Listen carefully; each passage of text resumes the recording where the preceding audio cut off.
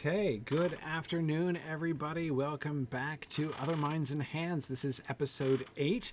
I'm joined, as always, by my co-host, Dr. Maggie Parke, and we have a special guest today, Daniel Bone from the Voice of Geekdom channel on YouTube. Daniel, welcome.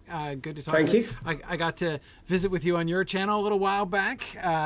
Fun to have you over here for discussion today. Yeah, it was a while ago now, over a year ago now. I think we had you on for quite a long interview talking about your whole career and what you're doing with Signum and everything else on the channel. And yeah, it was really good fun. It was kind of a breakthrough moment for my channel, actually, because it was quite a small channel before that. It's still quite small, but it was quite a big moment for me. And it was a pleasure. Yeah.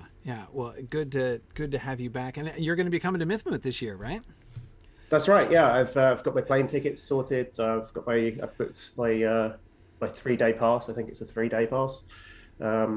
It's the whole thing anyway. So yeah, I'll be there and mingling with people and so on. Not going to speak or anything, but I'm just gonna melt into the background and maybe do a bit of networking and meet some new folks and should be fun. It'll be my first time in the US as well, so I'm really looking forward to it. Wow! Yeah.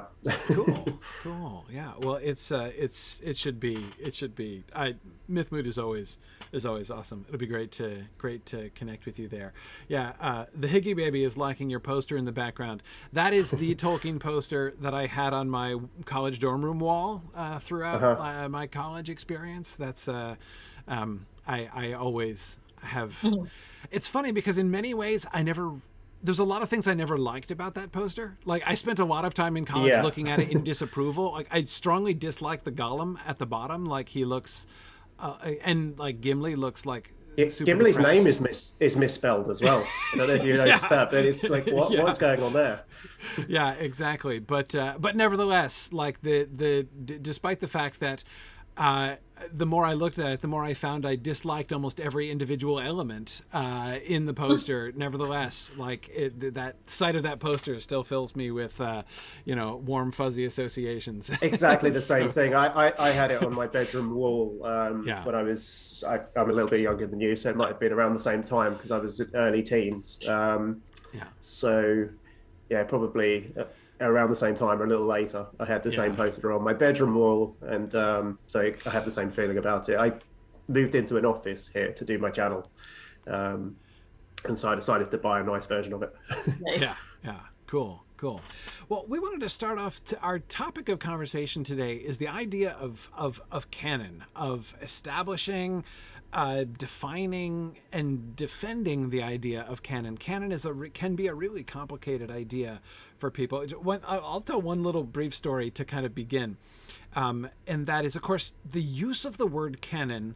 Like the popular use of the word canon in discussions among fandom there have been discussions about canon for a long time, but it's really become a very high-profile word in the last, few years. I think. I mean, I keep hearing people talk about it in ways I didn't really hear people talk about it before. And this one experience I remember, which was kind of fun, was I was at Magnolia Moot, the first Magnolia Moot we had several years back down in North Carolina, and it was being hosted at Johnson C. Smith University. And my friend and colleague Matthew DeForest, who's a dean down there, was the kind of our official host there at the venue, and he's been an English professor for decades, and so he and I are both English professors, right? And so we're having this discussion, and the issue of canon comes up, right? And people are talking about the canon, and as the conversation went on, Matt and I looked at each other. And we exchanged this look, and the look was, we were very clearly non-verbally saying, these people do not mean the same thing by this word that we mean by this word. Like, because of course, English professors have talked about the canon for a very long time, right? This is a long-standing issue, which, came into significant controversy in the last 30 to 40 years, basically, right? The traditional idea of the canon is connected with the idea of canonization, right? Using that explicitly as a metaphor, canonization to the process by which someone is installed as an official saint in the Catholic Church, right? Yeah, I was about to say it was a biblical concept first. Exactly, right. Yeah, it was a sort of Catholic thing, with Anglican too, but anyway. Then that metaphorically that got carried over, the concept got carried over into literature, and the idea of the canon is like the series of like the great accepted authors. Body. Yeah, exactly. I went to Williams College, and at Williams College there's this building which is where all the faculty offices were, and there were names up in stone. Like around the top of the building. It was like, Aristotle, Dante, Homer. It was like all of the great, not just literature, but literature, philosophy, all these great. And I always picture that building in my head when I think of the canon, right? Like those people who get the name of Shakespeare, he was up there too, who get their names carven in stone, right, on the list of. And so of course, like within literary circles, the discussion of the canon was like basically saying we need to ditch the whole idea of canon, right? Because the idea that these authors are the great, everyone agrees these authors are the great authors, right? These you read Chaucer and Shakespeare and Milton, and this is like the backbone of English literature and whatever.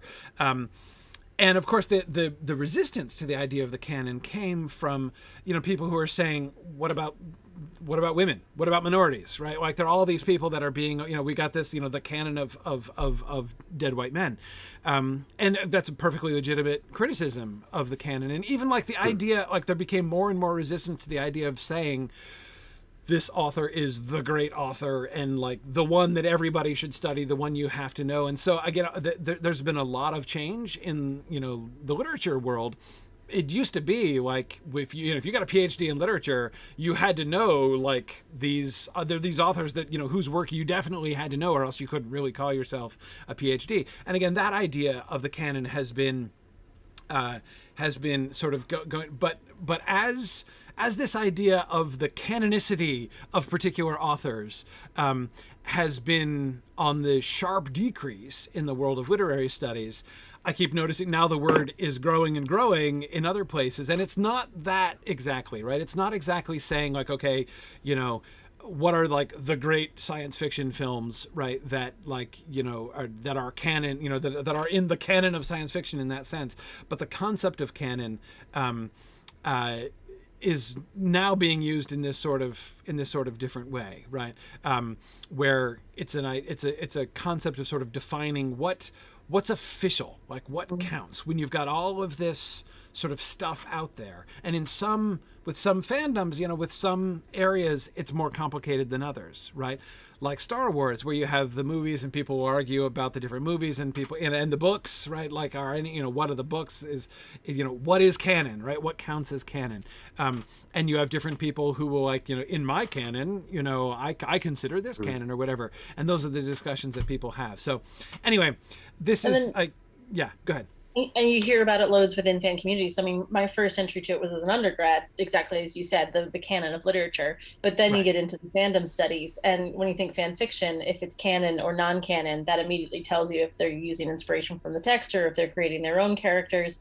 But that assumes that we all have the same definition of what is canon. And that's where I think it does become really gray. And Dan, I love what you were talking about before when we were discussing what we would talk about tonight, of just like, who decides what canon is? And with Tolkien, obviously, we have a few murky layers that we can weed through to define that. So yeah, I think it's good to just keep in mind that everybody's canon might be a little bit different, but we'll try to agree what we mean. Yeah, it's quite important to like kind of define what you mean by the term before we start talking about this, because there's also another meaning which you've not mentioned as well, which is the kind of very first meaning.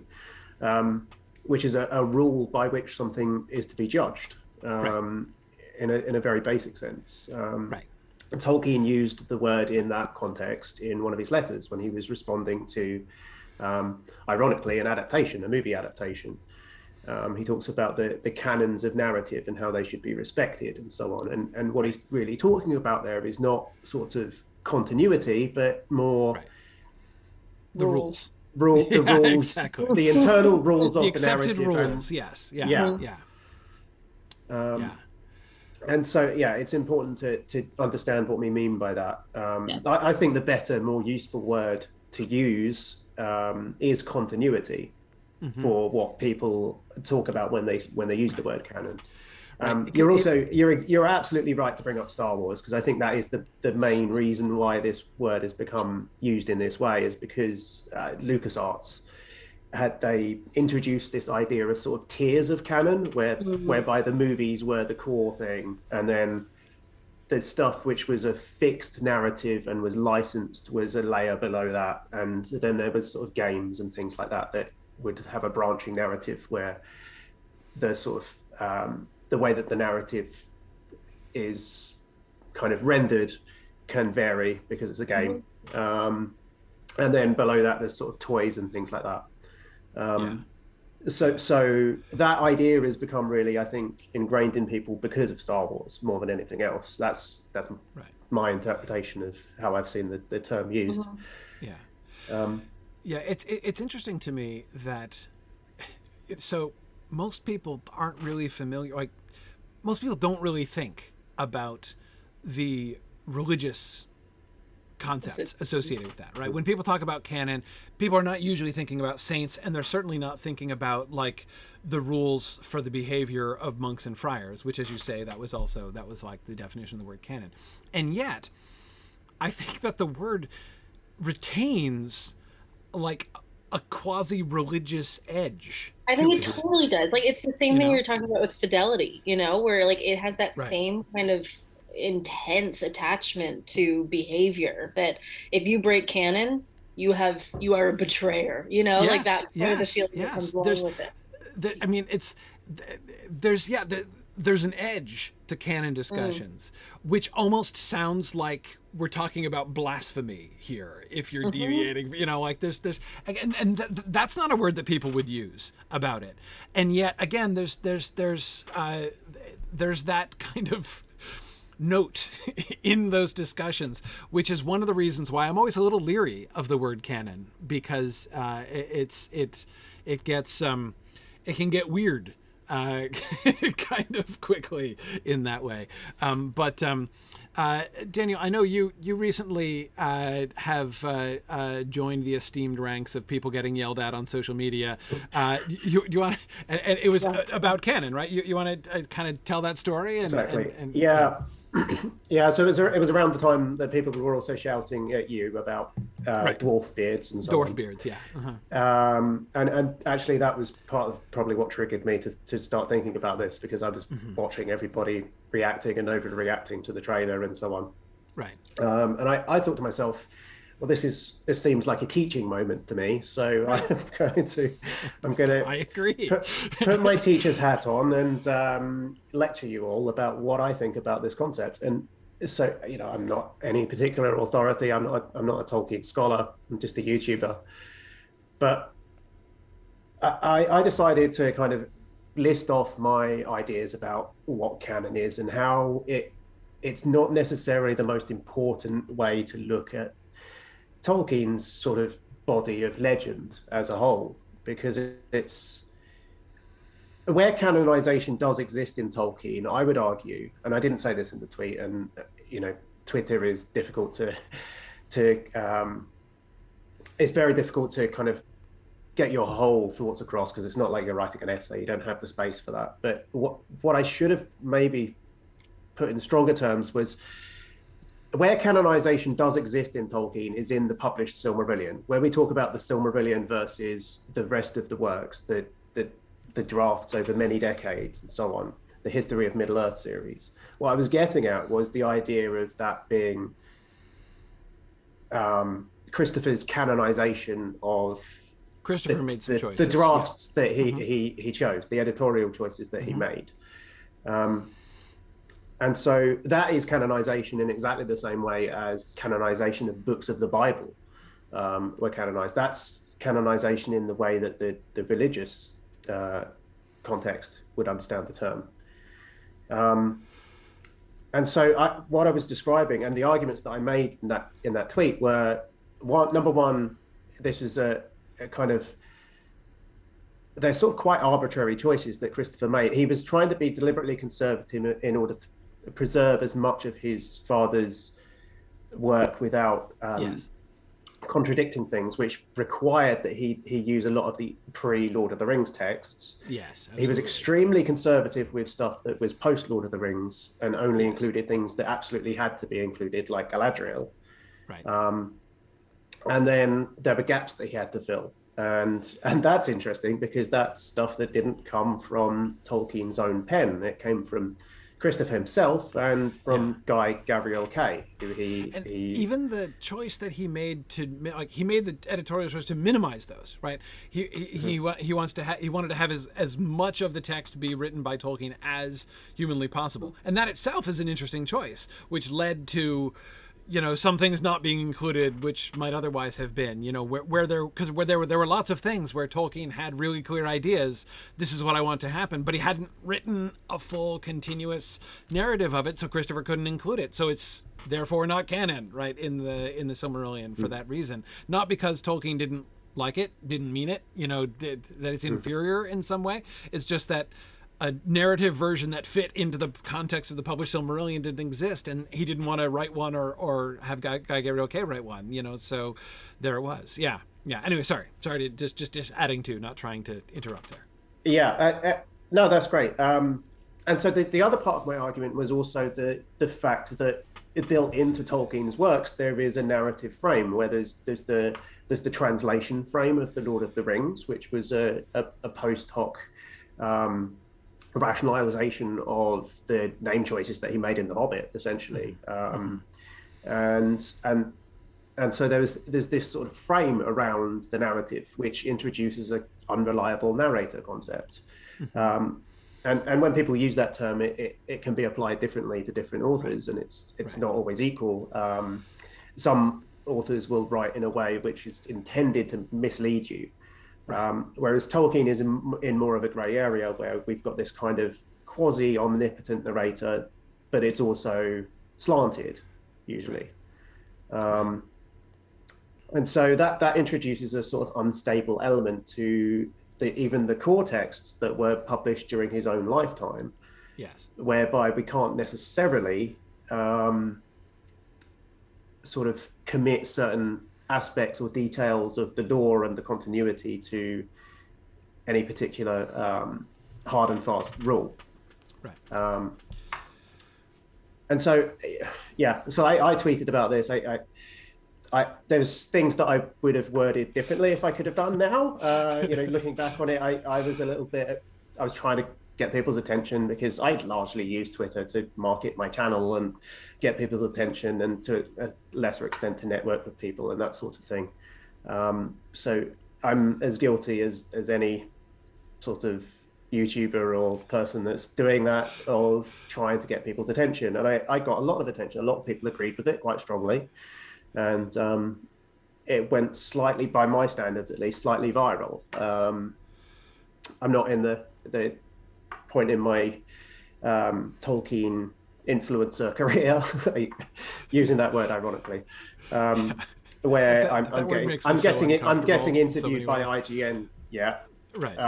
But by my standards, it went quite viral. A lot of people saw that post, and a lot of people agreed with it. And then the kind of the shouting crowd kind of got a hold of it as well, because it turned up in their timelines, and some very nasty quote retweets appeared. So stopped paying attention at that point. But but yeah. Understandably.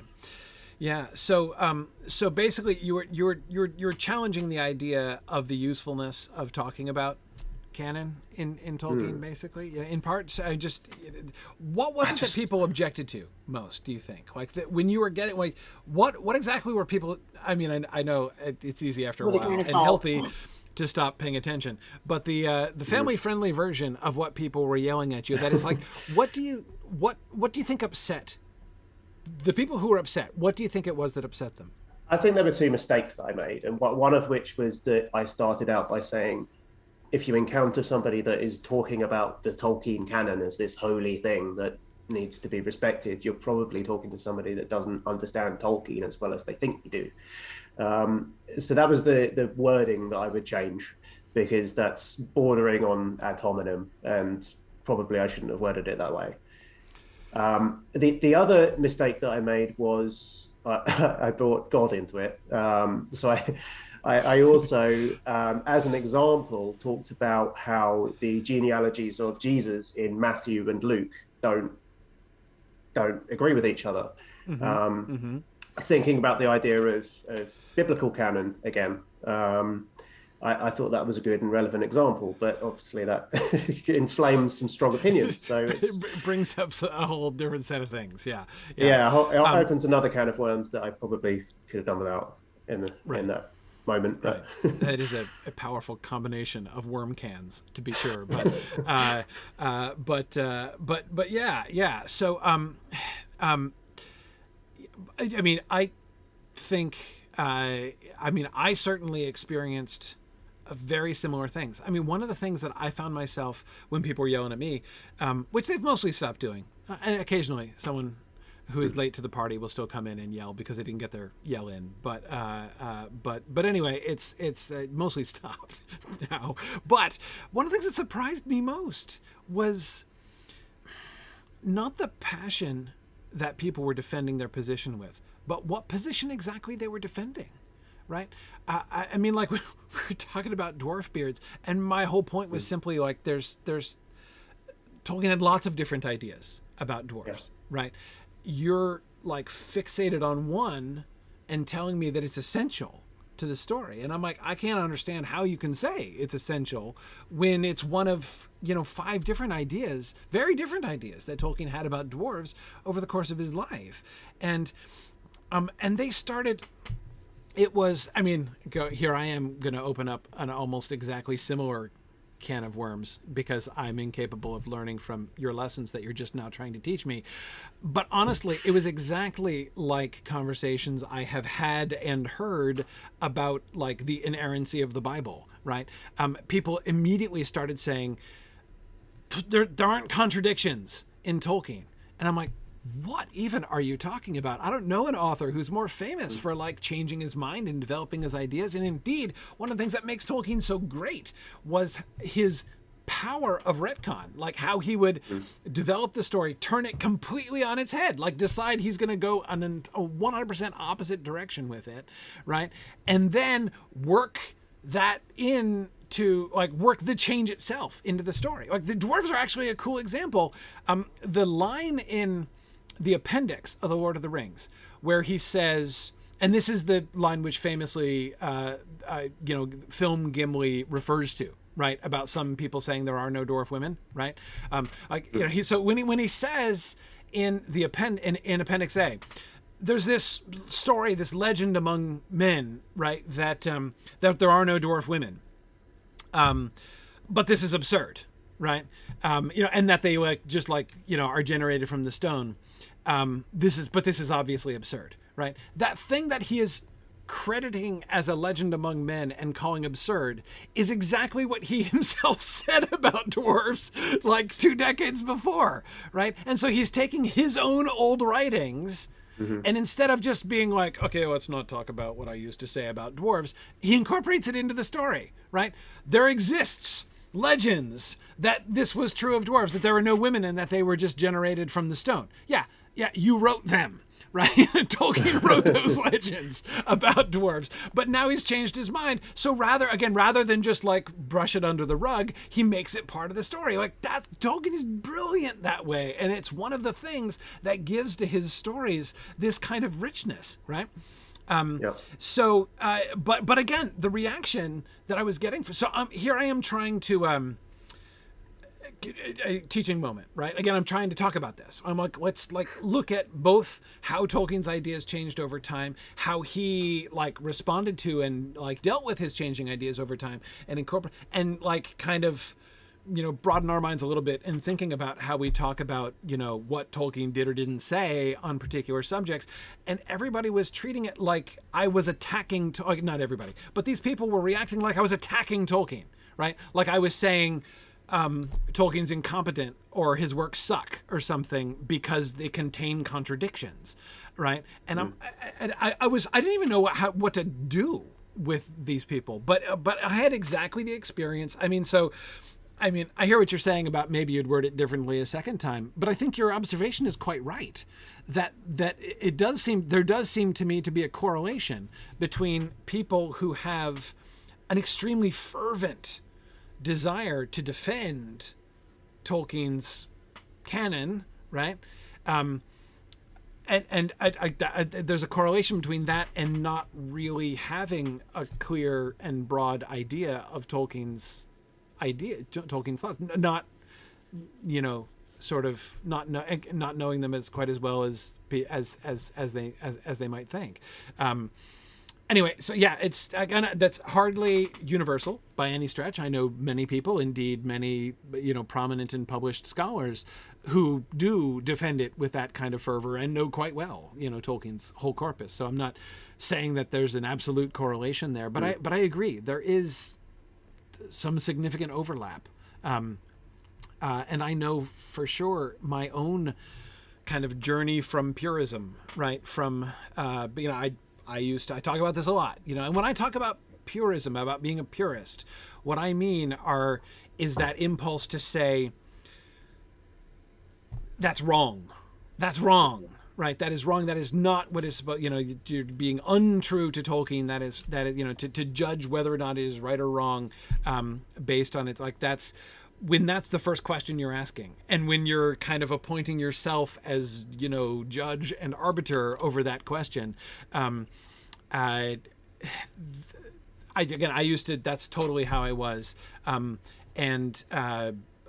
What changed for me? The reason I'm not that way anymore is learning more, reading the history of Middle-earth, right, and learning more about Tolkien's entire, vision and the adventure of his life, and the way these stories develop, his creative adventure over his life, and it has been transformative from my own perspective on a lot of these things. And just learning how to be a rational human being that can have a normal conversation. So, that also helps. I'm a little better at that than I used to be, too. I think we're all a little better at that. Yeah. Yeah, so the answer to the dwarf beards question, for example, is do dwarven women have beards? The answer is both yes and no. Both yes and no, yeah. Again, it's just as fair to say it's also true that there are no dwarf women, like Tolkien, in the sense that Tolkien said that at one point. That's, in a sense, that's also true, Yeah. And a lot of people will say... Go not to a Tolkien professor for an interpretation, for they will answer both no and yes. There's almost always a no and yes question. There are a few things which the answer is always one or the other, but yeah, it's and again, this is one of the things that makes Tolkien so much fun, right? So much, so interesting. It's such a marvelous human experience, right? Like Tolkien, it's about the journey. It's about his journey as much as our journey, and oh my goodness, there's so much there. But yeah. So coming back in general to the idea of canon, what do you find? So again, Daniel, in your kind of the arguments or being yelled at or whatever, people who are setting out essentially to defend the canon of Tolkien, what do you find they normally mean by that? Like, I'm trying to make sure that I have in my head, like, I don't know if there is a standard definition, but is there like a most common concept that people have in their minds when they talk about the canon of Tolkien? Well, there is this wonderfully nebulous and kind of oxymoron of headcanon, right? So, it's interesting term because it makes no sense. It's an oxymoron, but it's also, it's one of those things that you can't help using that term because it's also really useful sometimes. And what it means is this is my interpretation, right? And I tend to think that a lot of the times these arguments are coming from a point of view which is an interpretation, which has been mistaken for being an ironclad piece of canon, a law, a rule, a fact. That's the real danger. And so that's the danger of thinking about this concept and overthinking it and using it too broadly. Right. So, yeah, and that's when I thinking about that, like I said, that sort of religious edge that the word still has, right? That seems to me the main danger, right? And the reason that I always get uncomfortable when people start using the word canon and talking about canon, because it seems like a way of taking a conviction of yours, right? And speaking of it as if it were, as you say, an objective fact. Right. And that's hard. And often it's used quite maliciously, where they're trying to suss out the person that they're speaking with, using fan speak to try to figure out what level of knowledge you have. I think because it can be used quite offensively. I mean, not in terms of pissing you off, but in terms of aggression. Like it's not defense, it's offense, to try to figure out where you are and where they are in the hierarchy of that conversation. Yes. It's real hard to engage in that kind of conversation because you're already at a place of feeling defensive, and I don't have any interest in that. So when that immediately shuts down a conversation, that's a terrible way to start, Right. Yeah. It's exactly as Jez says on YouTube there, wielding canon like a weapon, pardon the pun. Exactly. Yeah. You don't want to, you want to be firing the cannon at anybody, right? And it also ignores all the stuff we've been talking about with adaptation, that sometimes canon needs to be adjusted in order for a story to work visually. That doesn't mean it's disregarded. It's probably acknowledged and then a conscious decision is made. But, the fact that there's no nuance to this, like disrupting canon equals bad. Right. Yeah. I mean, so I think what I've heard most from people when they talk about Tolkien canon, of course, Tolkien, in my mind, Tolkien is such a classically difficult situation to apply the concept of canon to, right? Because on the one hand, it seems simpler than others. Like the thing that makes Star Wars and even things like Marvel, right, into a challenge, right, to why canon isn't kind of important in those fandoms, is that you've got like contributions from all over the place, right? You've got films and different media, different creators all over the place, right? Like are the original Marvel comic books canon? Like is that the only thing that's canon? Is that anyway, what like do you have the officially approved movies? Like the anyway. So there's all these different questions, but again, the impulse to say this is inside the boundary and that's outside the boundary, it makes a little bit more sense to me, right? With Tolkien, on the one hand, it's a simpler situation because the Tolkien estate has worked very hard to prevent a situation where we have like multiple creators contributing to the Middle-earth concept, right? There's Tolkien's work. Edited by Christopher, right? So we've got Tolkien, we've got Christopher. Those are the two players so far, right, on this field of defining Tolkien canon, right? So on the one hand, the boundaries would seem easier to establish than they do in other fandoms, or even things like Star Trek. Like think about Star Trek and all the different series and cartoons and things like that. Like what counts as canon, right? What's really part of the thing. But within Tolkien then, though, what seems simpler from the beginning, because it's all just Tolkien and Christopher's editorial choices, pretty quickly becomes fairly complex, right? And what I find is that, in my experience, I think that most people, when they're trying to insist on a Tolkien canon, are tending to insist on published works. Like works, so I've heard people define it and say, because I have sometimes asked, They're like, that violates Tolkien canon. I'm like, what even are you talking about here? Like, I don't even understand. And they'll say, I only consider works published in his lifetime as canon. And I've heard people, I've gotten yelled at for citing something from like the history of Middle-earth or something.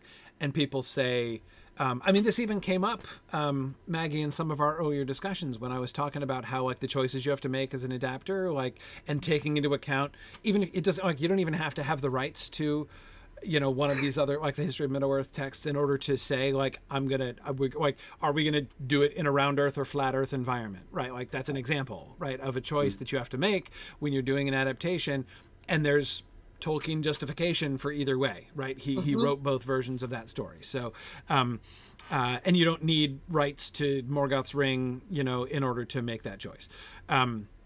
Okay, fine.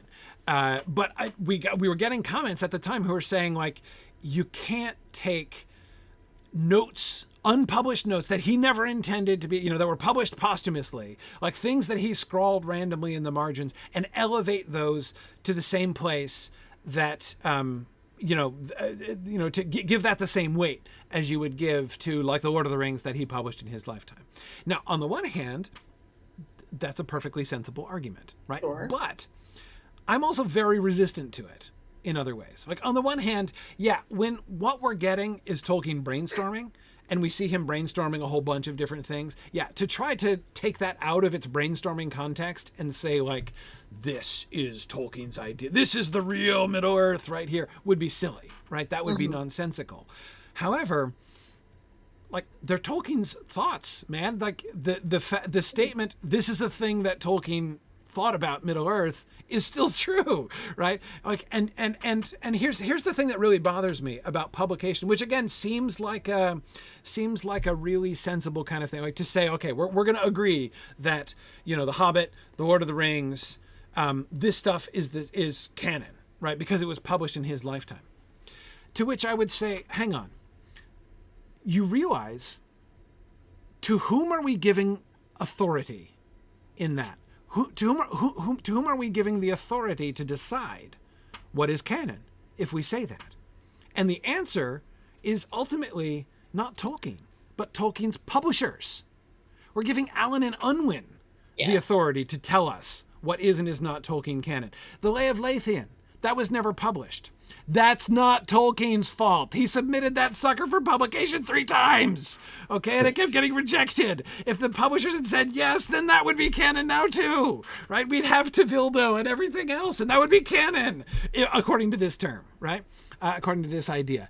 He tried to publish and again, you look at The Lost Road, right? The Lost Road, Volume 5 of the History of Middle-earth, which contains the version of the Silmarillion that Tolkien was literally working up for publication, because The Hobbit had come out and was really popular, and Tolkien was obviously like, my ship has come in, like, the day has come. I've been working for decades trying to get this stuff published, and everyone said no. Well, now I'm in the driver's seat, right? Now I've got a publisher coming to me begging for stuff, and boy, do I have stuff, right? So here's and he writes the, you know, so he writes the Ainulindale, he writes the description of the geography of the world. He writes the Llamas, the tree of tongues, right, about the linguistic development into, like, all these things that, you know, he starts writing the Annals of Beleriand, all of this stuff, which is like, he's working this up for publication. Like, he means for this to be published in that form, and they don't do it. They say no. And they're like, actually, can we just get a sequel? And so he's like, well, ho, I'm fine. I'll write the Lord too Celtic. Yeah, too Celtic, which, like, drives him up the wall, right? Yeah. So I get it. I really have a hard time agreeing with as sensible and conservative as it sounds. I don't think that the things published in his lifetime is like that set of things is the same set as the stuff that Tolkien was invested in, that he cared especially about, that represents his vision. When you discuss it, especially if you're able to say, I know this was a note, I know this was a thought, I know this was a draft, you know? It's fine. Yeah. It's fine. And yeah, I mean, some of those things are like, again, he was hoping for them to be published, you know, in that form or a form very similar to it. So, like, shouldn't his intentions be taken into account? Like, it's true that many of these notes he never meant to be seen, but again, that doesn't change the fact that there's still his thoughts and ideas as he's working towards things. And it was, and they can inform an adaptation. You're definitely not? right. Why not? Why not? Yeah. And what makes it not a legitimate Tolkien thought? Yeah, yeah. Especially the stuff, like you said, that was trying to be published. Like, in his mind, that was canon. That was canon. So, yeah, and the rest of it was maybe canon. He was thinking about it. So, like, as long as you're aware it's in the maybe category, okay. And of course, like, the hard thing is that, like, Tevildo was canon to him in 1920, right? And you know, the later version of it was canon to him in 1933, and the later version was canon to him in 1957. You know, like, it's his own idea of what the story was, right?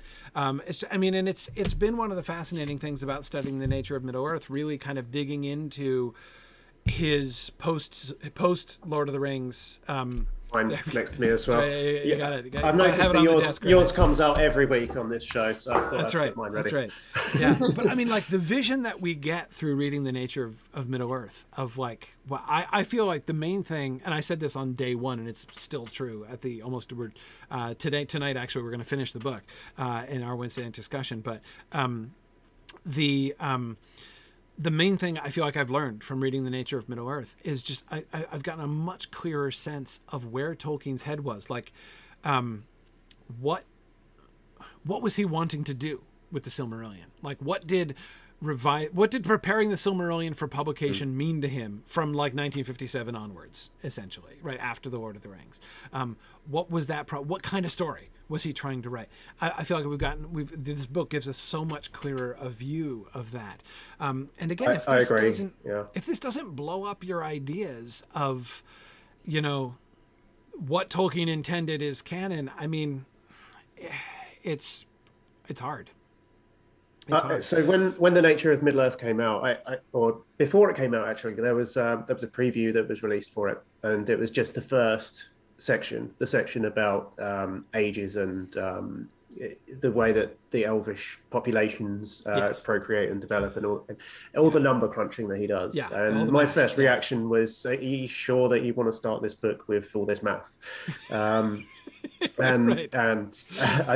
I interviewed Carl about it, and I kind of teased him about it a little bit, and he kind of agreed. Like, he wished that there was more than that was available in the preview, because it might put people off.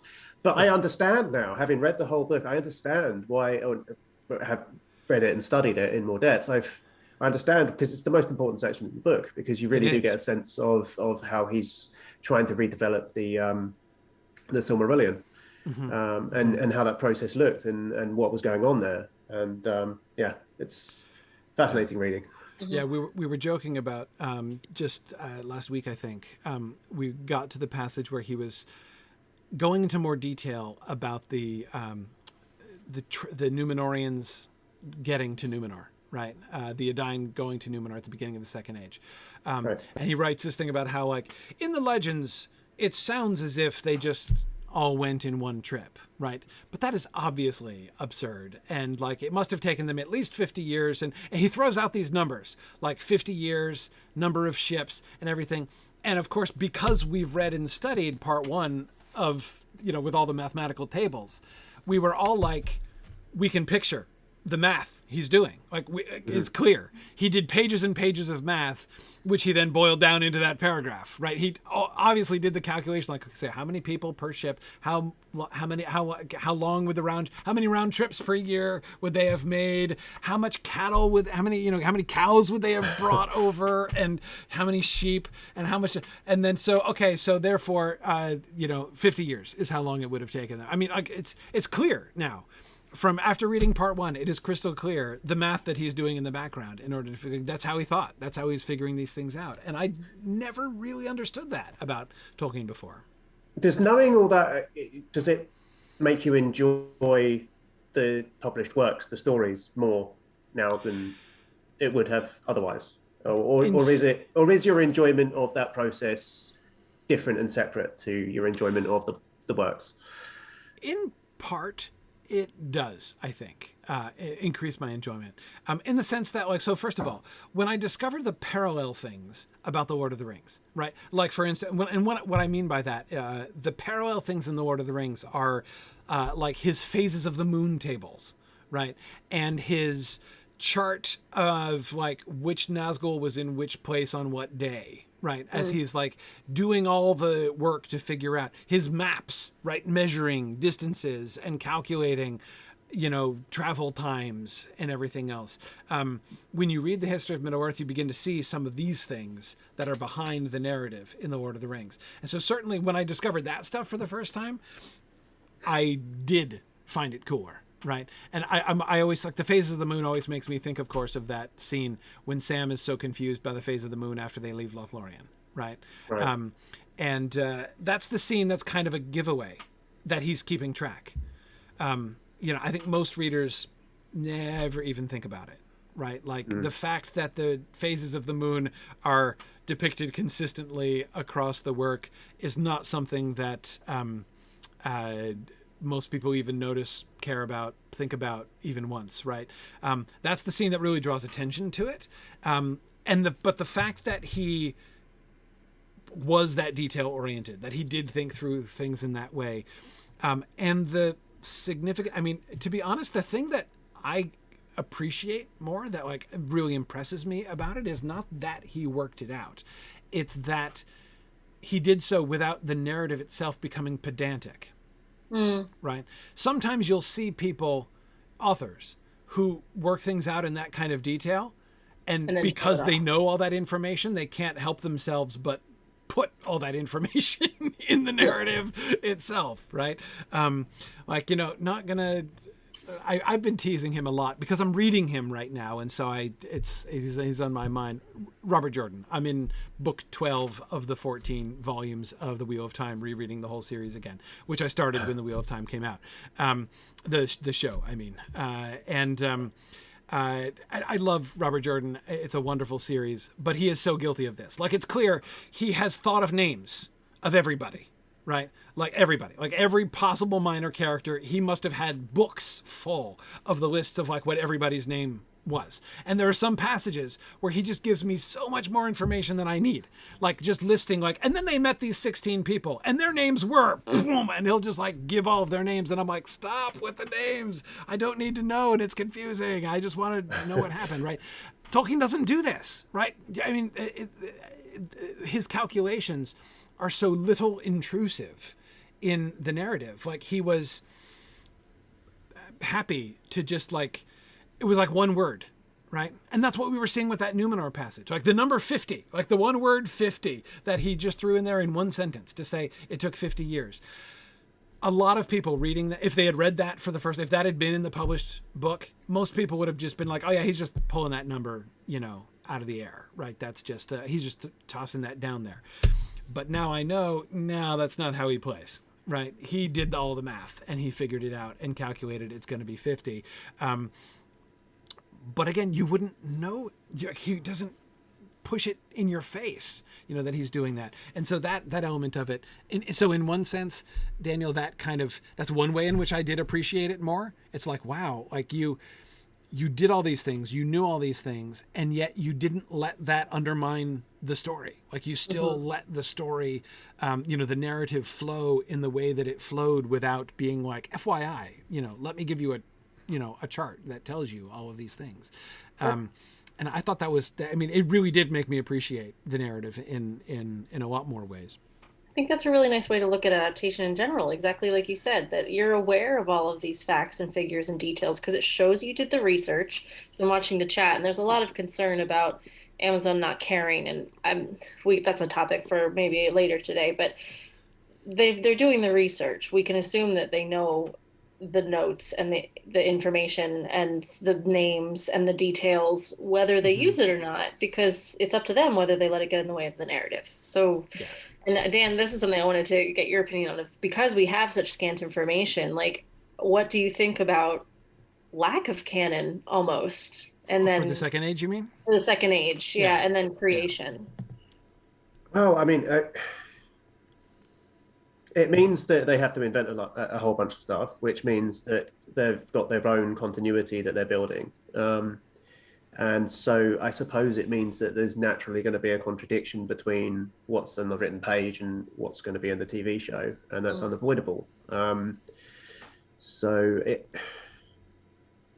it's the lack of, it's not that there's a lack of history and a lack of like mechanics going on in the second age. Like, we've got lots of the nuts and bolts of what happens, but there's a lack of actual narrative, really. Yes. Rather than a lack of facts. I mean, what Corey was describing about the migration to Numenor, that's the start of the second age, and that was worked out in exacting detail, as we've just heard. So I mean, there is lore about the second age. So it's, on the one hand, it's kind of, it's like they've got all that stuff, and it's like it's flavor for them to inform their interpretation and their adaptation. But it's also the fact that they're inventing new things, is the narrative is completely new. I'm extremely encouraged by one thing that they have said. The showrunners did say that they have worked on a different heroic meter for each race in Middle Earth, and I love that. I absolutely love that. That's the most encouraging thing by far that they've said for me, right? Because that is very in keeping with the canons of the narrative, as that quote says. Because Tolkien did that stuff. He thought about this sort of thing. Yes. So, arguments about the kind of the minutiae of the law kind of miss stuff like that. Absolutely. And that is, I think, one of the other things that I would call it, I think, sort of like you were saying, like a correlation, right?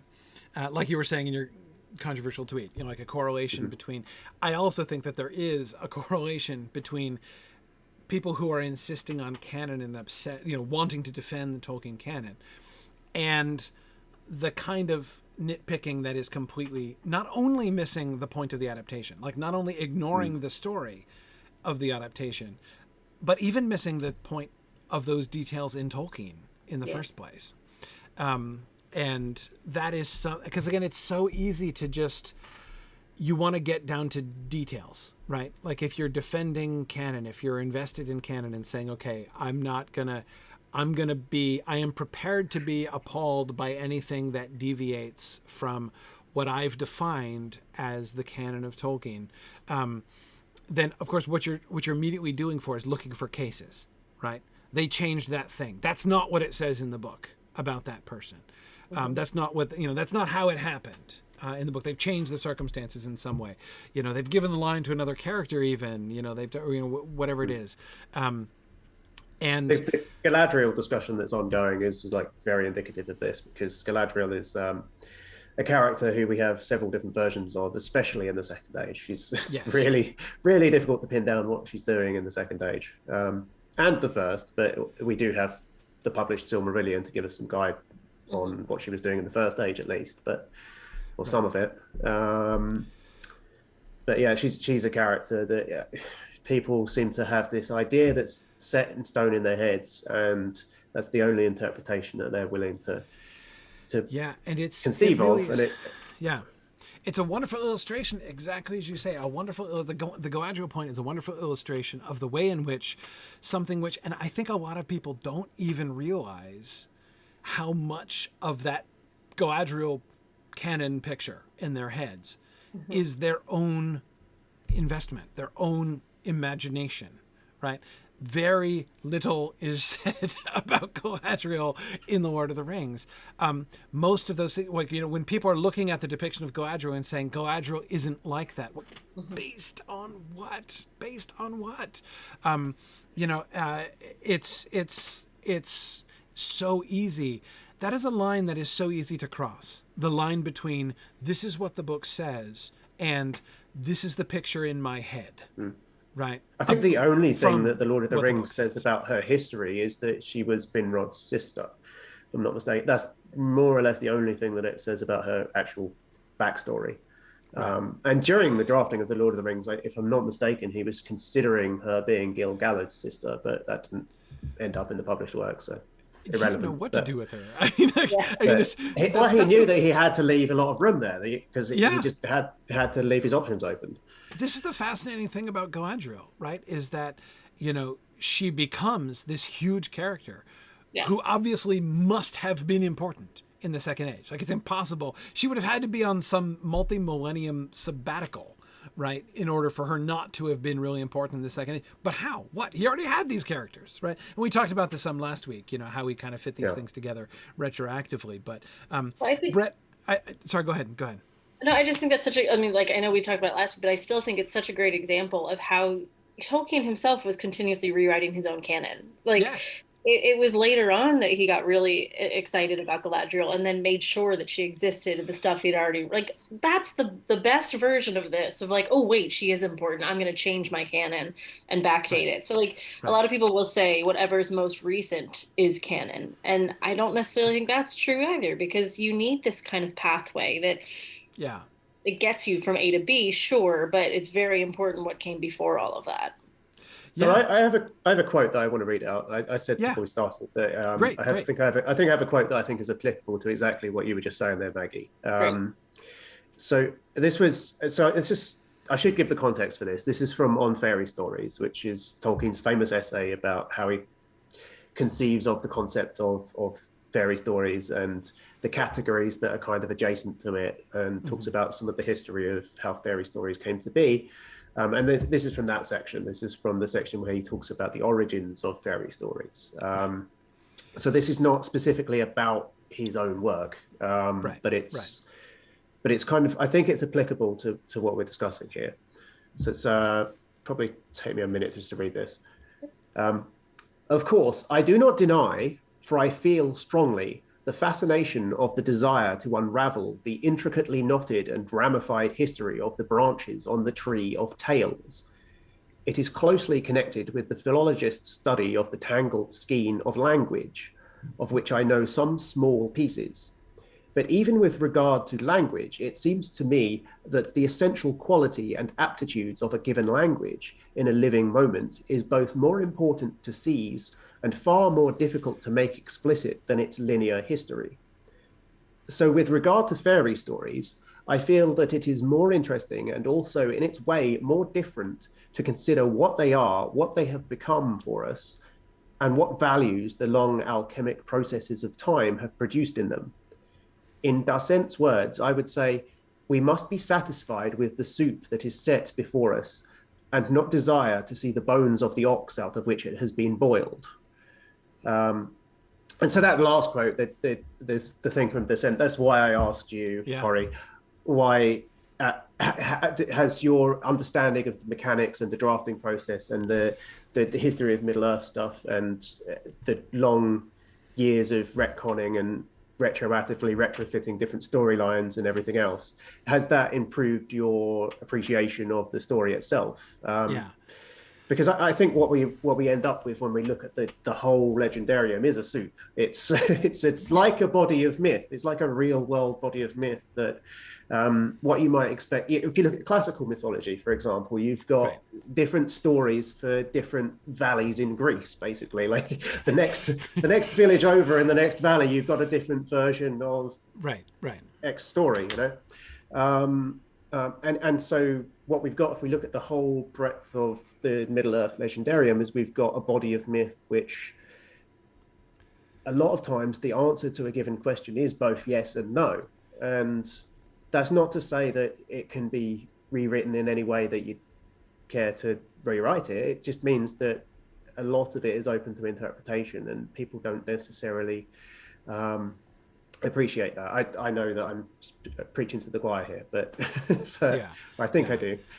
I agree. I mean, it's interesting actually thinking about there are two things that are really interesting to me here. One is, you know, you're in your questions, you're kind of in sort of paralleling Tolkien's like completed works is like the soup, right? And in a sense, going back and like the mathematical tables in the beginning of the nature of Middle Earth is kind of like the bones of the ox, right? From which the soup is made.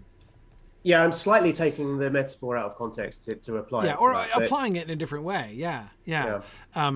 And yeah, and of course, like, you know, what Tolkien was talking about, things like influences there, right? Like the you know, the and stuff, which is a little bit different, because yeah, so I have a hard time in some ways answering it on that level, because like I find to me, it's like it's part of the soup, you know, like it's not even the bones of the ox. It's or maybe it's I don't know. The bones of the ox is like the Kalevala and yeah, exactly. like, though I don't know. So I'm trying to see if I can fairly extend the analogy. I don't think it works well, but I'll give it a shot anyway. It's like, okay, I really enjoy this particular soup, right? I go to this restaurant and they make this soup and I love that soup, right? That's like me reading and rereading The Lord of the Rings. It's like showing up at this restaurant and eating the soup, right? When I enjoy reading the history of Middle-earth, right? You know, especially the history of the Lord of the Rings section, right? About the making of the Lord of the Rings. That to me is not exactly like saying, okay, I'm going to stop eating the soup and I'm going to like, instead, it's more like, getting a backstage pass to like meet the chef and see how the chef makes the soup, and I'm like still asking him for the recipe. Yeah, or like having him like learning his techniques, like how did you make the soup, right? And that, like, learning the recipe of something, like watching a cooking show, right? Watching somebody make something that doesn't make you enjoy it less, right? Just because you see what the recipe is and you see the process, especially when, I would add, thinking about cooking shows, when you're watching people cook things that you yourself cannot cook, right? You're like, I know I can't do that, right? And so it adds like an extra enjoyment. Like I can still enjoy so I'll give an example of a soup I've never successfully made well. Lobster bisque. My wife loves lobster bisque. I've never yet made a successful lobster bisque in my life, right? So if I were watching a cooking show where, like, you know, one of our favorite restaurants, I'm able to watch the chef and he's showing us how he makes his wonderful lobster bisque, I would love to see that. Like, I would love to learn that. It would be really fun. And I would only appreciate his lobster bisque more. I mean, assuming he doesn't do anything truly nasty to it behind the scenes. Anyway, so like that's, but again, it doesn't compromise the eating of the soup, right? And it's not an alternative to, like, again, the one of the things that's important in Tolkien's original metaphor there, right? Or the metaphor that he's quoting, right? And adapting is the alternative, right? Like when a bowl of soup is put in front of you, if all you do is poke through it and try to figure out, like, learn as much as you can about the ox, and you're not even eating the soup, right? You're not enjoying the soup at all. You're not even consuming the soup. You're just sort of taking the soup as a laboratory specimen and trying to figure it out. And that's not how soup works, right? That's not how you're. So I feel when looking at the other, the other Tolkien stuff, right, behind his notes and thoughts and brainstormings and ideas, I don't feel that that's an alternative to eating the soup. Like, I'm still eating the soup. I'm just, in some ways, like, now again, like, so say I learn, I don't know, like, I watch the chef make his lobster bisque and there's some ingredient that I never would have guessed that he puts in it, right? Maybe I'm actually gonna, like, next time I eat it, I'm going to be like, this is still delicious. I'm like, oh, but now I can tell, like, the whatever it is that he put in it, right? Like the cardamom or whatever. And I'm like, okay, cool, right? That's awesome. And where I never would have appreciated that, like, note of the soup. Really, I wouldn't have understood it. And so wouldn't have fully appreciated it before. For me, that's kind of the way that experience, the way it enhances the experience. Now, but the other interesting thing, Daniel, about your bringing in that, and I never really thought about this before, taking that, and this is admittedly, as you were kind of apologizing for to some extent, kind of taking his discussion, his metaphor out of the context in which he's talking about it, right? Yeah, but yeah. I was reading it earlier, and I thought it was tangentially applicable. Yeah, it's very interesting. And but if we apply it to adaptation, right, to the issue of adaptation, right? then it actually, I think, becomes applicable in some new sort of ways, right? The number one thing I would say is like you first thing, you've got to enjoy the soup, like, or not. I mean, you can hate the soup, like you don't have to like it, but you've got to taste the soup for what it is. And if the first thing you're doing, I mean, again, I feel like the people, again, like what we were just talking about, like detail nitpicking people, right? And I understand, like, sometimes you can't help yourself. Like I do it. I still twitch sometimes too. And there are times when I'm watching, when I'm still like, that's not the way it was. Like, that's wrong. Like, it's still, that impulse happens. But again, if all you're doing, if the bowl of soup is put in front of you and you're just picking through it and being like, oh, that shouldn't be there, they shouldn't put, peas in this or whatever. Like you're not eating the soup. You're not even giving it a shot. Maybe it's good with peas. You've never had it with peas before. Maybe it's good with peas. I'm so impressed you made this metaphor work for so long, Corey, but it absolutely makes sense though. Because the thing we keep coming back to too is like the difference is that now all those people that just want to dig through the soup and talk about the history of the ox, which just makes me think of that Portlandia sketch, if you guys have seen it, about the history of the chicken and did that chicken have a good life in that farm and did he wear sweaters, and like the detail they go into about these things. There's always going to be those people that's all they care about. Like, they just want to be the hipster that sniffs the coffee and knows where that bean came from. They don't actually care about drinking the coffee. So like now we have this platform for people to be noisy, and all we can do is take a deep breath. So like, we don't have to engage with that. If that's your bag, peace be with you. Good luck to you enjoying soup ever in your life. But I think I think I said it before, but like I still have my torch and pitchfork ready to riot and start a fight with creators of my favorite works, but I keep them in the backpack. So it's like, take a breath. Let's see if I need those first. So coming into it with a slightly more open mind and trying the soup first. We're just going to start making these catchphrases. Galadriel and Gap beer and try the soup first. Try the soup first. Yeah. Just try the soup. And I think this is something that is, you can see this. We're going to talk about the Wheel of Time adaptation, like that. We're going to talk about that soon. I'm going to just say in advance of that discussion, I see a lot of people not trying the soup when it came to the rings, not the Rings of Power. I see that too. But when it came to the Wheel of Time, I see a lot of people not really trying the soup. I'll give a public warning before we have that conversation. I've been a Robert Jordan fan since the 90s. I quite liked the adaptation, actually. I didn't love it. It's not my favorite ever, but I was really interested in some. I think they did some things really well, and I was really interested. I didn't love everything. There are some things I kind of elements that I disliked pretty strongly. But on the whole, I actually found it very interesting, and I'm not gonna. So just warning, I'm not gonna hate on it when we. When we talk, brace yourself for me not hating it when we talk about it. I'm just saying. And I haven't read the book, so you can start bringing that sort of hate, as well. Because there's always people that are like, well, I can't even engage with you if you haven't read the text. It's like, you know what? I'm going to talk to you about the remediation, and let's look at that. So we'll get there. Yeah. Anyway. But yeah, no, I think it's a really good way to think about it. And and I wonder, somebody I forget, went back a little, went past a little while back in the comments, but people were talking about quotes from the showrunners that made people, the Rings of Power showrunners that made people uneasy. And I was really, really glad. I think Edith, you were the one who talked about it in the comments there, about how like we have to be careful about who said it, like who quoted them, like, because the quote was something along the lines of like, they don't care and they're ready to change things, from Tolkien and stuff. Remember that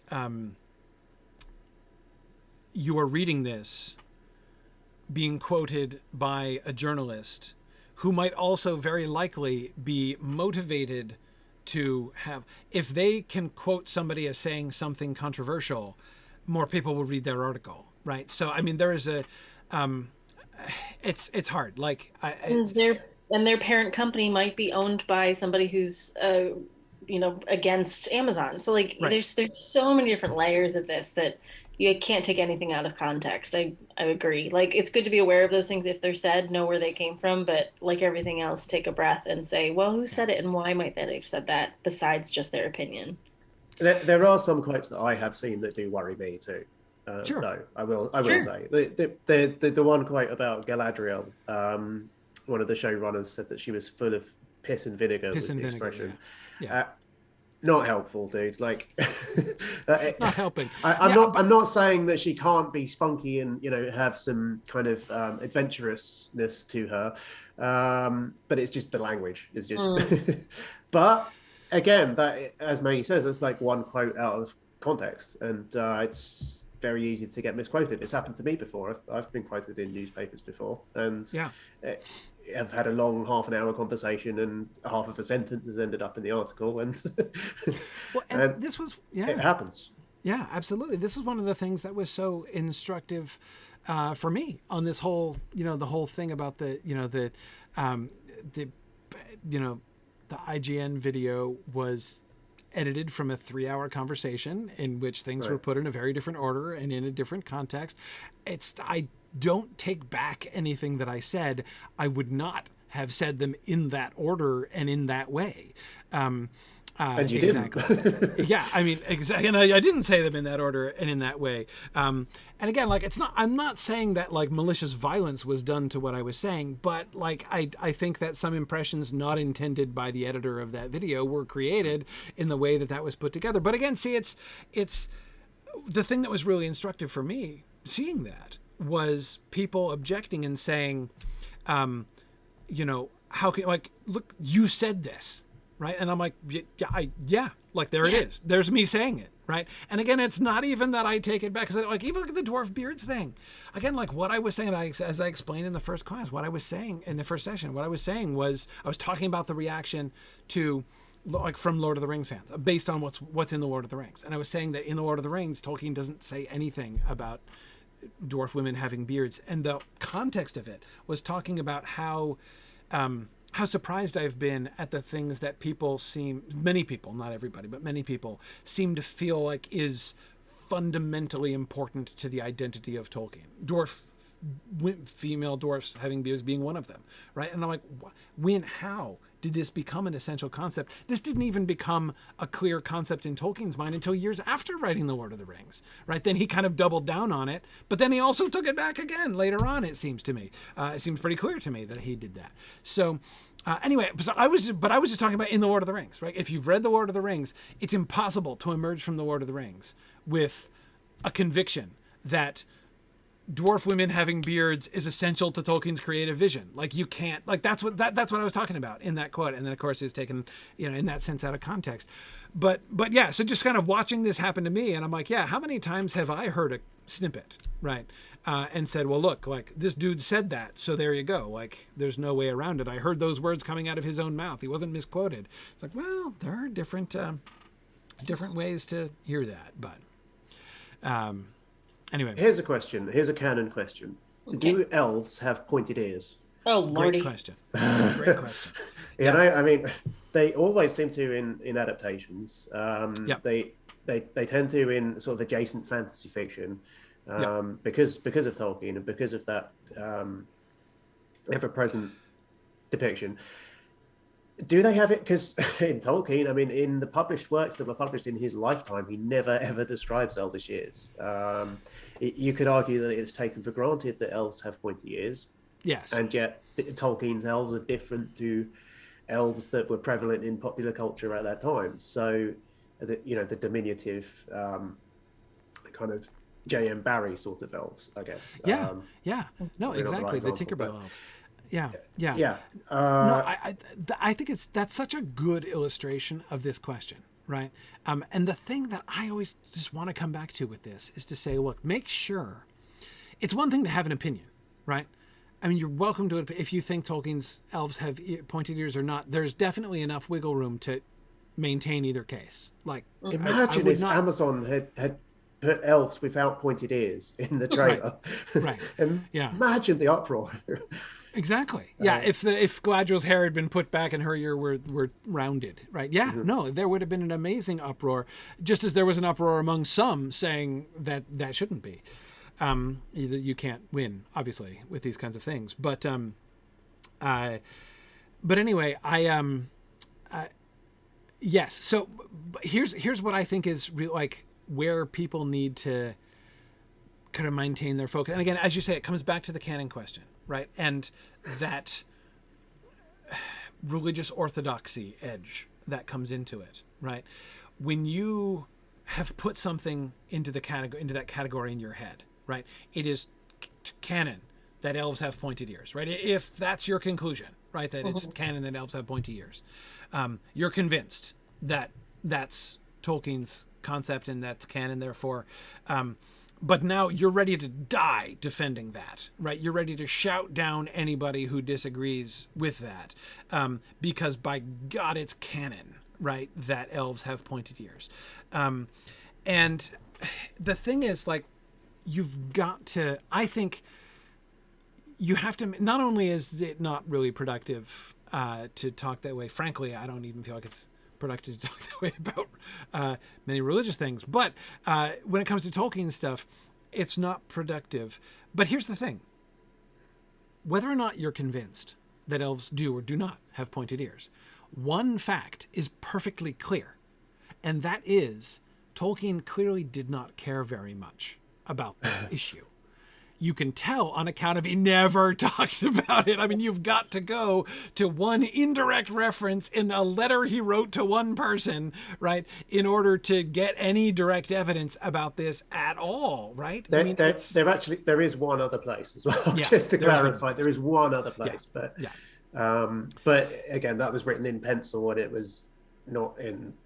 It wasn't written as a fact, to exemplify. Not take up a lot of his brain space. It was it was part of the etymologies of Quenya, I think. Which was published in one of the History of Middle Earths, but it was written in pencil, in note form, in a scrapbook. So for the record, I personally am in the camp that I do think that Tolkien was assuming a pointed ear. I think so too. It seems that he was taking it for granted and never talked about it. But again, it's clearly not essential. The fact that it's never an issue, that it's never raised, observed, talked about. There's no human in Tolkien's world ever does that. Like, look to see if elves have pointy ears, right? It never, ever, ever comes up during a story ever. It's only an issue to those that need to talk about where the ox came from. Right. Or did the chickens wear sweaters? Yeah. Exactly. So the question, so therefore, like, again, so the one thing that's perfectly clear is that if you're making a big deal about this, you are not in step with Tolkien's vision. And so stop saying that you're defending Tolkien's vision when you're doing exactly what he never did. Not only did he not go out of his way to do it, like he, it's an utter non-issue in Tolkien's writings. And so why are you making it an issue? Like, why should we care? He's not, the text gives us no reason to care. Now, there are things the text does give us reason to care about, right? Things that are really important to the story. And if you change them or deviate from, then like it would be different. I mean, this is why, like, I dislike the Shadows of Mordor game adaptation of Tolkien, because, like, I'll say, using a ring of power in order to dominate the will of others, that's not a good plan. I think the books are tolerably clear on this point, right? That's not a good idea, and good will not come of doing that. And so, therefore, if you're going to make the whole core of your concept that we are going to create a situation in which we're going to advocate using a ring of power to dominate the wills of others, there's some issues there. Brett, a great question. Follow up to that. How do I feel about them making a Isildur a ring wraith? I dislike it. I dislike almost every single one. I don't think I've heard all of them, but I've heard many of the Shadows of Mordor stories about where the Nazgul came from. And didn't they make Helm Hammerhand one? They did. Made Helm Hammerhand a Nazgul. That makes me just shake my head with. And the problem, the reason that I strongly dislike their rationales is that they seem to reflect an enormously simple-minded view of what the Rings of Power were. Like the rationale, as I recall, from several of the is that like basically they once like came in contact with. It's like as if you could make somebody a Nazgul turn into a Nazgul when they die by like touching them with a ring at one point. And like that gives them the like, and then they might turn into a Nazgul when they die. And like that statement, like you turn into a Nazgul when you die if you ever come into contact with the Ring of Power. I'm just like, let me count the ways that that sentence misunderstands the whole what the story is talking about, the Rings of Power, about being a Nazgul, about, you know, the Wraith world and everything. It's like there's so many different levels of not really thinking about what the story is talking about that I'm just like, that's not a thoughtful or interesting adaptation to me at all. That's what Tolkien was talking about when he was in that quote about the canons of narrative cannot be wholly different. That's exactly what he meant. Yeah. Basically. Yeah, exactly. Anyway, it's well, I'm glad Weirdness Unfolds. I feel a little guilty. I always feel a little bit guilty bad mouthing Shadows of Mordor because I have not played it or the sequel. I've read about it. I've read stuff that they produced and everything, but I haven't sat down and played through the game. So I always feel like I haven't either. I used to be a games developer, but I've never played any Lord of the Rings games of any kind. The reason being mostly because they either completely don't understand the core of the story, or they understand it too well and it's too in depth and there's too much and it's Lotro. And and I've never played Lotro really seriously because it'll be too much of a time sink for me. I can't play a game that's that true to the canon and that long-winded and involved. You mentioned Star Trek earlier. I remember when I discovered Star Trek Online. I'm a big Star Trek fan as well. It's my other fandom thing that I'm really passionate about, and it's been a lifelong thing for me. I remember when I discovered Star Trek Online and I just sort of lost 24 hours. It was like, was this a video game or a coma? Right. Which a game like that set in Middle Earth is just going to be even worse. Yeah. I love those moments though, where you just fall down that lovely rabbit hole. Can you crawl back out? Right. Exactly. But I at the end of the day, I don't think the idea. I feel just kind of generally cautious about using the term canon because I mean honestly, it seems to me that the majority of people who use it ultimately, I mean, there's a lot of. So I'm also a little bit uncomfortable with the word gatekeeper and gatekeeping because I feel like that kind of it's now like an insult that gets kind of thrown around a lot, which I think is not always fair. And also that word has different senses, which are sometimes not. That is, sometimes it means like active discrimination against like some kind of minority population, right? And sometimes it doesn't exactly mean that. So anyway, I don't find that word super helpful, but I in general, I find myself, I'm always very hesitant. I just, let me say this a different way. I have yet to be convinced that the concept of canon, certainly as applied to Tolkien, or as people have been applying it to Tolkien, is a useful thing at all. Is a useful concept. I've never seen that applied in a way that I think is useful and constructive. I just don't. I tend to see it applied by people who are looking for, who are basically justifying their own convictions, their own headcanon, to use that phrase. Like, this is how I picture Tolkien, and I'm going to create a structure which gives an apparently external authority to this, vision that I have, what I'm okay and not okay with.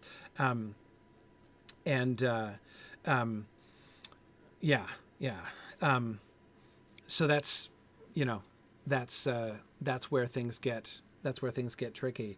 And especially since also, I want to come back to one other idea, because this is another way in which I think the importation of the concept of canon, as you say, Star Wars was one of the places where the discussion of canon was like most, urgent, right?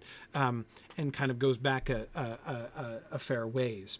And Dana, you were arguing earlier that you think a more useful word is continuity, right? Like to talk about like a particular continuity.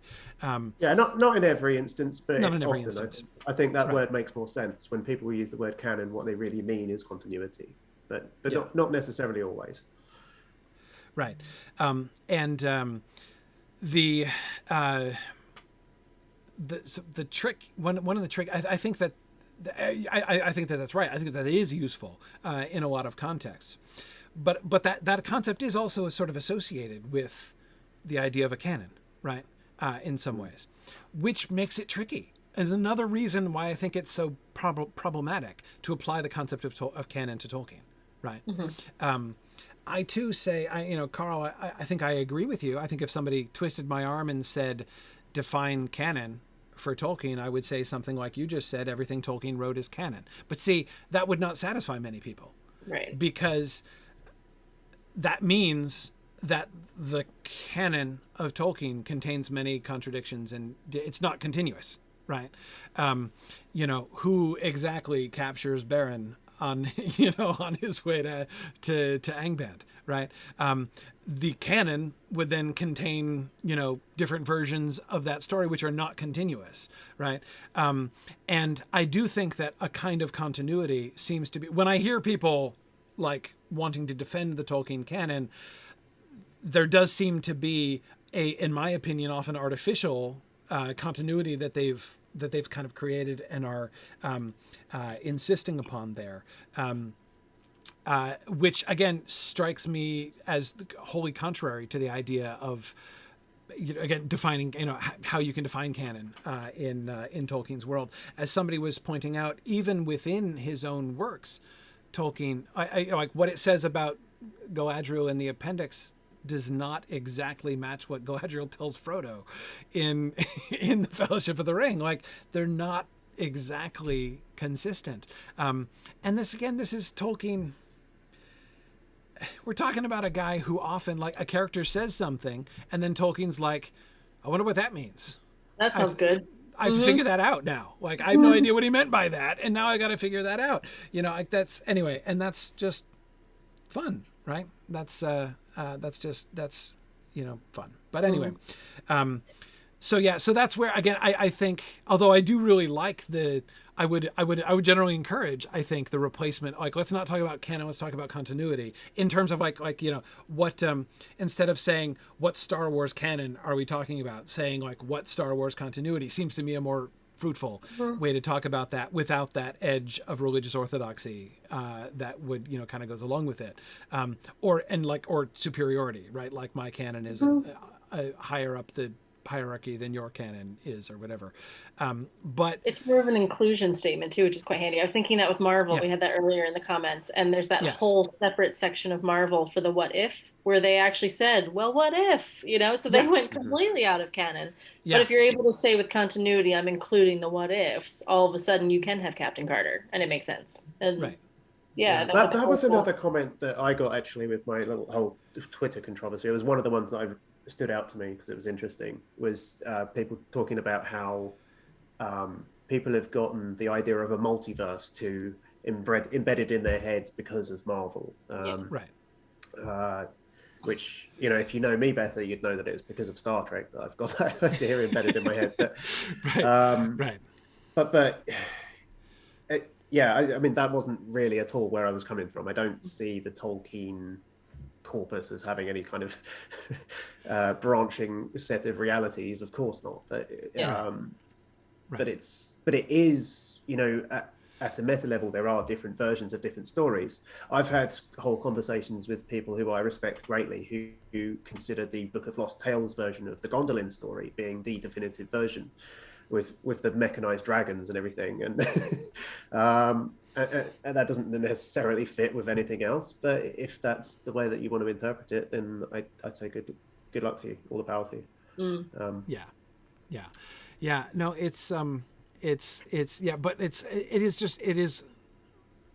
I think these differences between the question of Tolkien canon and these other canons, these other fandoms, there's a whole, as you said, there's a whole different set of parameters when you're talking about Marvel canon or Marvel continuity than when you're talking about, or Star Trek or Star Wars or Tolkien. Like all four of those have very different issues. Or Batman. Think about Batman, for crying out loud. Holy cow. Yeah.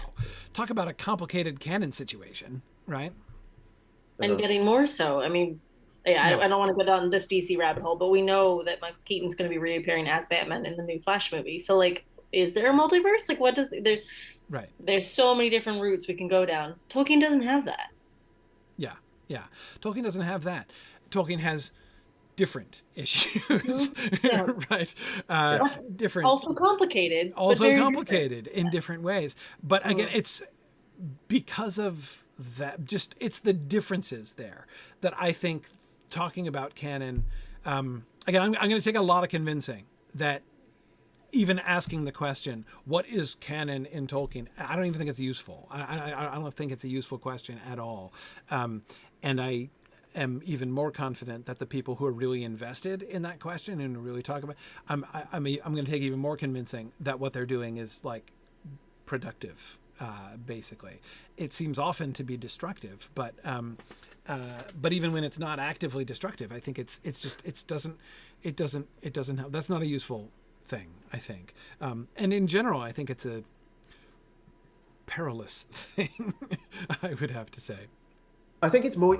We're talking about comic books. I think it's more useful with comic books because of the fact that comic book readers expect the shared universe. Superhero comic book readers. This is not, necessarily graphic novels and so on, but the superhero genre, it sort of depends on it having a shared universe and a set of rules and something to bind it all together, and there are inconsistencies that you can find, but generally those companies work extremely hard to make sure that things are consistent, and that's because of the type of genre that is. But it's a totally different circumstance to when you look at a writer like Tolkien. I don't know if I've already said this, but one of the arguments that I encountered a lot as well with my tweet was that Tolkien is one single writer, and so it matters even more so because he's one person and not a group or a company, and so it matters even more so to have a set of rules that you judge the canonicity of things by. And my answer to that is why? Why? Like, but it works perfectly well for H.P. Lovecraft for there to be, third party writers coming in and making up their own stories and using that universe to their own. Yes. I agree. It's. I mean, in some ways, I think it makes it more natural to circle the wagons there, right? Because it feels like more of an intrusion.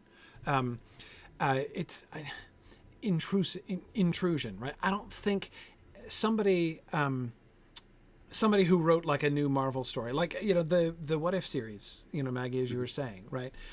Somebody who comes in and does something like that with Marvel doesn't feel like, oh, this is a violation, right, of the Marvel universe. And partly, but one of the reasons I don't have that particular emotional reaction is that there isn't that sense of like one singular vision. Like it's like, it's a communal thing, and it has always been, a collaborative thing. So having somebody else come in and collaborate doesn't seem like a violation of that pattern, right? Whereas when you do have the one single author situation, somebody else contributing, changing things and contributing something different feels more like an intrusion, right? Especially when we don't have the author there present. Yes. And I don't just mean Tolkien because he's passed away, but also when you think about past adaptations like Susan Cooper's Dark is Rising, the one I bring up all the time, she sold the rights in the 70s. You know, she was not involved in the adaptation, and she publicly, you know, said, I'm not involved with this.